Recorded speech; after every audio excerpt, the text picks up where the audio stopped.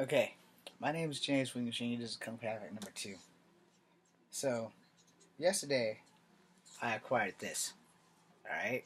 Now I have the 7, I have the comics except for issue number 1. I have issue 0. So, this one supposedly has the rundown of all of it.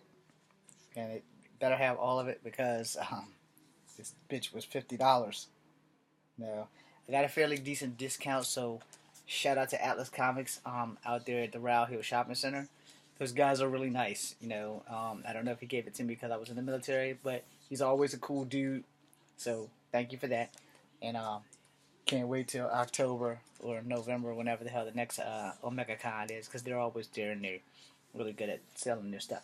All right, so I told you guys months ago that when this was coming out, the comics, I was gonna get it and I was gonna read it.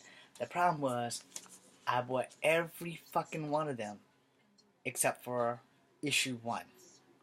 So issue 1's not there. So this is basically a summary, you know. And he said that they're gonna have the big one, like when I had this Inferno. So when this comes out like this, yeah, I'm gonna have to buy it. I'm gonna have to break down and buy it. I'm sorry, it's just the way it is. Because these guys have helped me to stay alive. So I'm gonna explain that first. All right. So I'm gonna be open and honest because that's what I do. So I'm gonna give you 99.9. No, fuck it. I'm gonna give you the whole 1,000. All right. So as a kid, you know, I may have had maybe one really best friend, maybe two, and eventually I got more friends, but none of them ever understood me outside of my first best friend, Lloyd Robinson. Wherever you are, Lloyd Robinson, I have a Facebook. Try contacting a brother. No, it's free. And congratulations on your family because you have one according to your sister and your grandmother and your mother. So, as we go on, these guys were my life.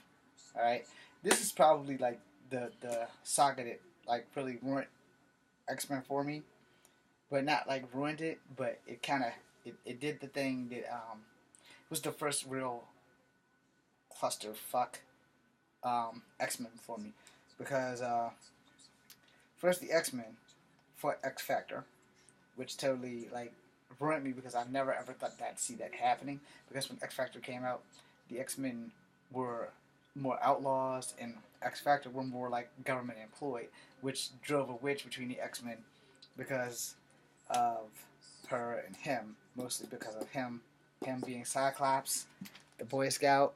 It technically was a bitch. Anyway, this is Cyclops' brother who had relationships with Cyclops' wife. It's a long.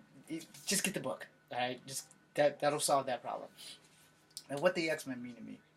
Had I not ever picked up a Spider-Man book or a Jonah Hex book from a whole different universe, which is DC Comics, shout out to Jonah Hex, it went downhill real fast. But once I started reading Spider-Man and the X-Men, I started to love myself a little more because I had an escape from being bullied at school for being the smallest guy at school. The problem was that I was a street fighter, but you know, I could only fight if it was necessary. And I learned martial arts, and then I learned that fighting when necessary is the only time that you should fight. So here we have the Marauders. All right. Now this here is Battling Prior, and that's Polaris. She used to be an X-Men. That's Harpoon. Riptide's not in here, but that's Archlight, Scalp Hunter, and that's I forgot what the fuck her damn name is, and I forgot what the hidden name is. And yes, that's Sabretooth. Before this guy was the beefy monster that you see on TV. This guy is the one that changed him into that. He was a scrawnier version of Wolverine. He was just taller than Wolverine. So him and Wolverine was about the same, except for he didn't have adamantium, and he was like maybe $1.75, and Wolverine only outweighed him because of the adamantium. But outside of that, Archlight and somebody got control of Polaris with Malice, and her name is Vertigo now. I remember it, but I can't remember his name to save my dick. But anyway, these guys were some of the X-Men most formidable enemies, and I used to buy G.I. Joe, not to play G.I. Joe, but to play X-Men and Regular People, which is the game Lloyd and I came up with.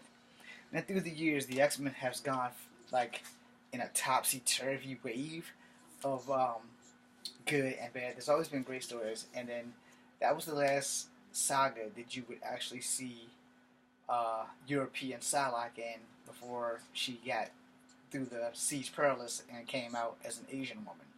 Now, what happened was her body transferred her soul into Ruan. I'm not saying it right. The wife of the Hand and the wife of the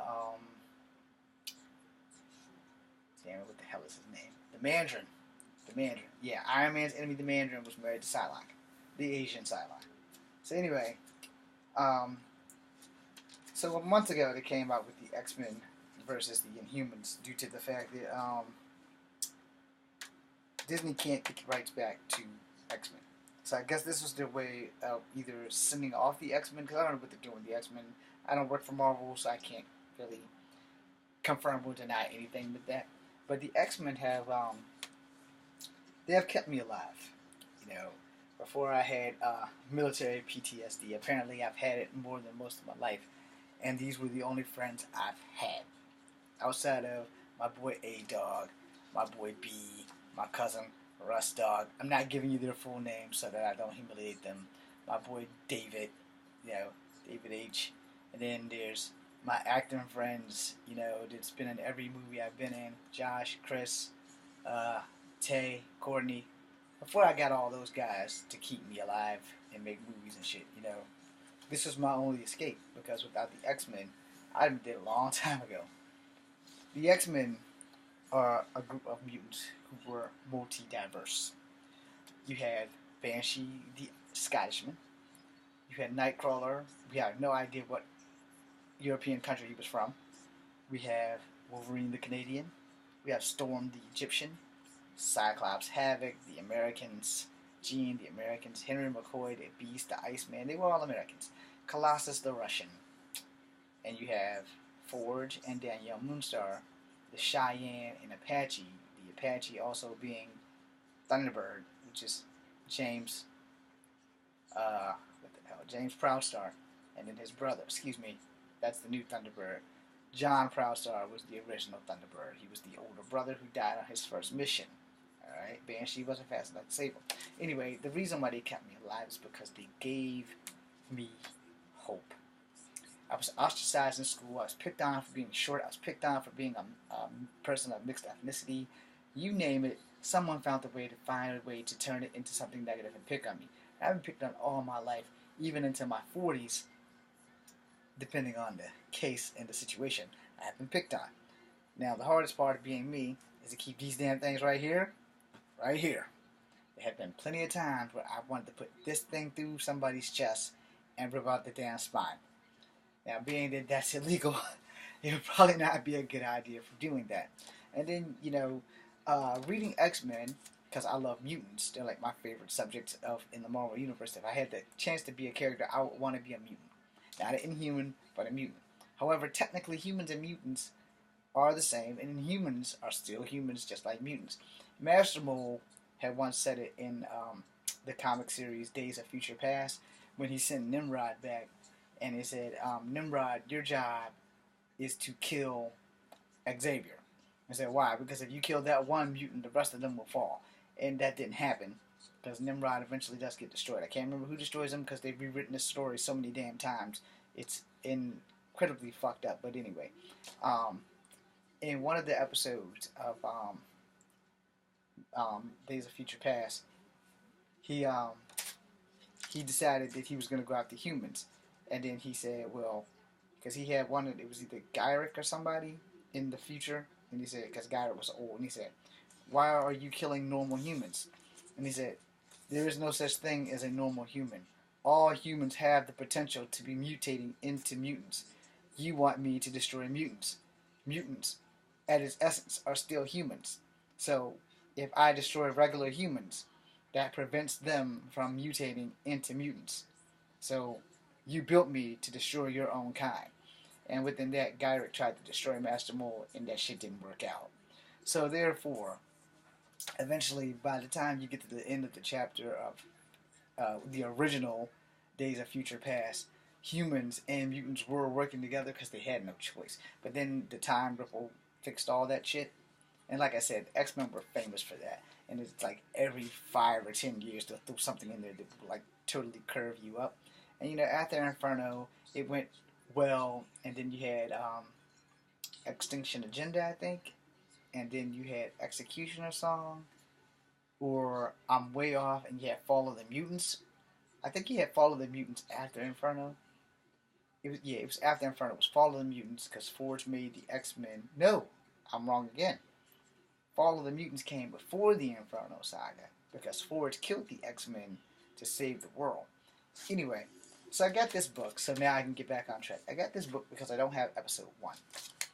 And according to this, this should have the base summary of everything. And I have not read it, but I'm going to read it hopefully this weekend. And I'm going to fix all these problems. Because I bought the whole saga, except for episode 1. So I'm not exactly sure what I'm getting into in this book. But I'm hoping like hell that it's going to work out for me. Because I also bought the saga before this, where there's something about the Tenogen Mist or whatever. I have all that. So I'm going to do a read-through of all that, and then I'm going to give you guys my opinion on it. I'm pretty sure there are other people who already have theirs up here, and I'm late because I'm poor and I had to search for these comics. So I'm James wishing you thank you very much. This is Kung Fu Habit number 2. Peace, seeing you.